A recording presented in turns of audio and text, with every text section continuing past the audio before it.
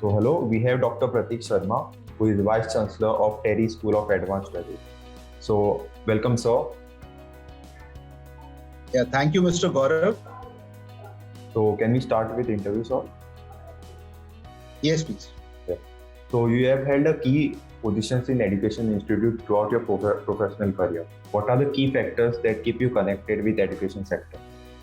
See, the most important thing to be associated with the education sector is basically the sector basically provides an opportunity to learn, and it also gives an opportunity to share that learning amongst the students and your fellow colleagues. And the more you share and the more you learn, actually the aspiration to know more about various things, the things around you, that keeps on motivating you to learn and share. Yes. And keep yourself updated with the latest which is happening around. And the pleasure of sharing and pleasure of learning and then sharing is immense, and that is what basically is single factor that keeps us going. Perfect, sir. So, and what is your philosophy of leadership? Like, how would you describe your leadership style? Yeah, so the philosophy of leadership is actually, to give, allow everybody, because each individual has its own positives and has its own, I would say, strengths. And a good leader is basically the one who encourages these positives amongst your fellow colleagues and people who you are actually commanding, and who are not commanding is not the appropriate word. Basically, the opportunity which has come to you to be the leader of your fellow colleagues. It's basically you as a leader, it's something that is required and fundamental that I think should be there in any leader, to know what are the positives and the strengths of the fellow colleagues that basically work with you, and you allow them to sort of what should I say, develop those strengths that they have, and allow them to be what they are, and give them due credit of what they have done, and never project yourself as the leader, and be the one who is basically trying to just put the team together for the collective goal of the overall of the institution. So that is the paramount thing, and never imposing yourself on your peers, and making them feel that they are the ones who have actually done, which actually is the case. It's not for the sake of just saying this, but this is what I fundamentally believe, that giving everybody their due credit, and not taking the credit, and at the same time being responsible for them. So that is what something which I have learned has always paid. Very well said, sir. So how do you strategize about the key programs and plans for marketing and administration of your school? See, as far as typically our university, basically we offer various academic programs which are related to sustainable development. And we are a niche university, one of the first of its kind in the country. And I can, with all humility, I can also say that it is a unique institution in the world which is completely dedicated to creating capacity in the area of sustainable development. So in that regard, the various academic programs that the institution offers are related to, somewhere or the other, are related to sustainable development. Okay. And even I would also say that I would answer your question. I'll take some time, in as far as the strategy is concerned. I'll take few minutes to explain this. Yes, sir. So even when the world was not talking about climate change or the renewable energy or other things, we as an institution thought more than 20 years back that these are the academic programs which need to be created in the interest of society, in which the capacity needs to be built, and people need to know that these are the typical areas in which, in times to come, because of climate change, the environmental pollution, and the related negative impacts, there'll be a paucity of manpower who would be having the know-how about these issues. So as a result of which we launched these academic programs, all postgraduate programs and the doctoral programs. So therefore the strategy was basically, to reach out to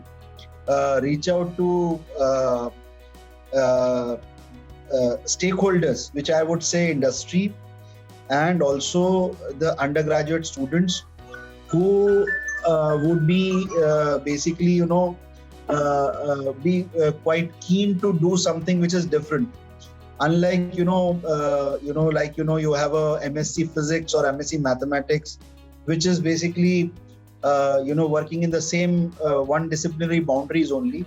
So therefore, one of the strategies was to encourage, students to think in an interdisciplinary, cross-disciplinary domain, so that, this knowledge they can use to solve the environmental problems. And therefore, accordingly, we strategized, to reach out to these students who would be quite interested to, change rather than, from staying in a disciplinary domain to a more multidisciplinary, interdisciplinary domain. And also, we tried to reach out to the industry, the potential employers who would be keen to hire these people. And, we have now these days in the corporate, you have these corporate social CSR cells. Yes. So earlier we didn't have the CSR cells. So now things are changing, and basically, we have been trying to sensitize the corporates and the government also to, about the various academic programs that basically we are offering, and which would be required by not even by the corporate, but society in general. So that is what basically we have been doing. Okay, sir. So heading towards our next question. So how does the curriculum of TERI School of Advanced Studies ensure the best practice of industry? Now, as I told you, so my answer to your previous question is basically linked to this particular question as well. So now the curriculum, the academic curriculum that basically all the programs that we offer has a adequate amount of rigor and has adequate amount of exposure to the industry of the students, because immediately after first year, the students are required to work as interns for about 2 months for their minor project in the industry. And as a result of which, whatever they have learned in first year, they get an opportunity to apply that knowledge and understand the industry problems. And so that during that initial exposure to the industry, they can actually apply the knowledge that they have learned in the first year. And by design, all our academic programs in their 4th semester have a major project which essentially the students are required to do along with the industry. Okay. In which the student spends about 5 months with the industry, and you have one supervisor from the industry, one from internal supervisor. And so we know exactly what the industry problems are, and accordingly, so this loop keeps on going. We keep on getting the inputs from the industry, because our students basically spend 5-6 months there in the industry. Yes. In their major project and in the minor project. So the inputs that we receive in the form of dissertation that the students do, and the interaction that the students and the faculty has with the industry, we keep on updating the curriculum based on the inputs received from the industry. And at the same time, we keep on, getting stakeholder analysis, in which we, try to reach out to the industry and academia to, regularly updating our academic programs. Okay. So that basically makes the academic program, following the best practices that basically to the requirements and needs of the industry. Number one, at the same time, educating the industry also about certain issues, which the industry, based on the current knowledge, is not basically knowing already with. Okay. So it's basically, it's the two-way thing. Yes. One, we educate also industry that you should look this aspect also, and at the same time we get input from the industry. Okay, this is what the requirement is. So therefore, if we add certain things in our curriculum, this is going to help the industry in addressing these issues related to environment, pollution, water pollution, sustainability challenges, etc. Okay. So this is how basically we actually design our curriculum. Design your curriculum. Yeah. So coming to next question, sir, any insights into how your university could be more welcoming to students of different race or economic background? Yeah. So in fact, we take a lot of pride, in basically welcoming. We pride ourselves in equal opportunity institution, in which there is no such barriers related to caste, religion, even the nationalities, for example. And so basically students from across India, across economic background, races, nationalities are welcome to be part of the institution. And in the past we have got students from Africa, we have got students from Afghanistan, we've got students from Nepal. That is the in terms of nationalities. And these nationalities, not even they represent the nationalities, they represent race aspect also. And similarly within the country, we get students across from the length and breadth of the country, and we have representation of all religions.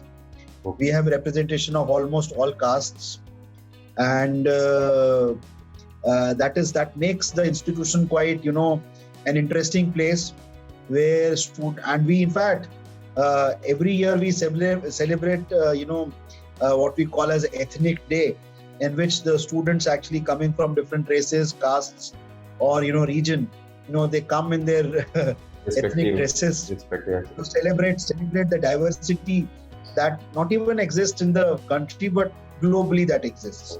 So that is something we take a lot of pride in. Nice, sir. So coming to next question, what do you think your roles and responsibility to the university and the students are? Role, I think, and the responsibility, which as a teacher I think is to give values to the students and to build character. And so something which is basically, and to do whatever work a student does, or the university does as faculty members, one should actually not compromise on the values. First of all, not compromise on the quality, and secondly, not compromise on the values. So quality without compromising any value, or anything similar to that, and character building, and making the moment we say that we are an institution related to sustainable development. So the 17 SDGs come into play, and when the 17 SDGs, when they come into play, we have almost all the programs which cover all these 17 SDGs. And obviously when one is focusing towards these issues and these sustainable development goals, automatically by default, inherently, we are actually thinking about poverty alleviation, we are thinking about equality, we are thinking about creating clean environment, we are thinking about providing greener solution to energy problem. And all these things ultimately link up in what our Prime Minister says, sabka vikas, Sabka Saath, सबका साथ सबका something Vikas. exactly, and Sabka Prayas. So we all of us basically strive to actually take along everybody with us, and reaching the benchmarks of academic anything to do with teaching, anything to do with research, without compromising quality and keeping the values intact. So that is what basically I think is that the role that the university should play and the teachers should play. Okay, so heading towards our last question, what do you think should be university's top priority over next 10 years?